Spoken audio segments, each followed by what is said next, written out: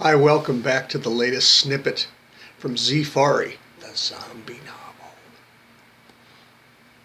We're going to finish up chapter 16 today, and then we'll get on to other things, but got to do this part first.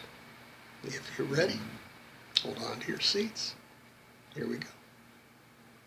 Sergeant Earhart called Trooper Reed into her office. He appeared within 15 seconds, carrying the personnel files of the 9 new troopers that had just finished their training with Corporal DeBigny.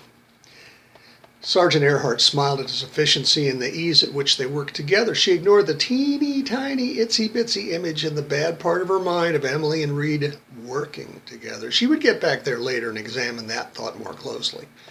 Corporal Reed stood in front of her desk. "Please sit down, Corporal," she said. "We've got some work to do. We need a trooper to start on platform 119th at midnight." After reviewing the folders and coming up with three good options, Sergeant Earhart made the decision to assign Trooper Farrell, Sadie the goat, to start at midnight. "Corporal," she said to her aide-de-camp, "give Sally Gooden a call and see if she can wet nurse Trooper Farrell tonight for about 4 hours. Thanks." Then she called Trooper Farrell to tell her the good news. Ike picked Bebe up at the platform at 4. When he came down the stairs and got into Ike's car, Bebe asked, "Can we stop by Mrs. McGee's? Since I'm leaving the patrol, I suppose I'm moving out of her place, too." Ike nodded and took him there.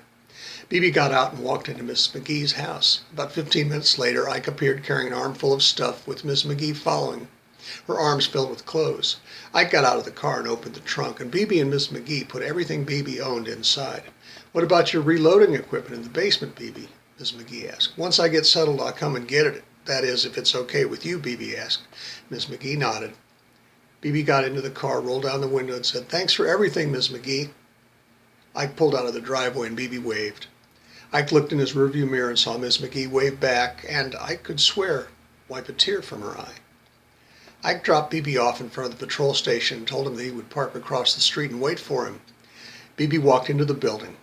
He came out again after another 15 minutes. "Let's ride, cowboy," Ike said. Sergeant Earhart assigned Cedric Jones to take Bebe Duvalier's shift on 119th tomorrow.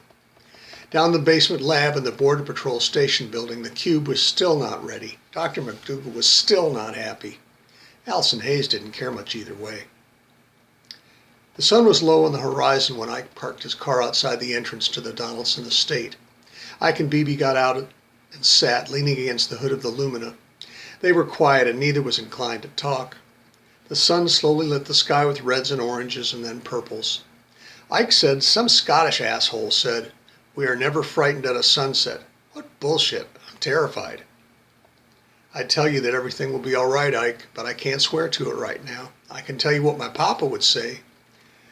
Que sera, sera. What will be, will be." Ike looked shocked. "You never told me your father was Doris Day." Bebe smiled and hit Ike hard on the shoulder. "Come on, Ike. Let's go see what's going to happen."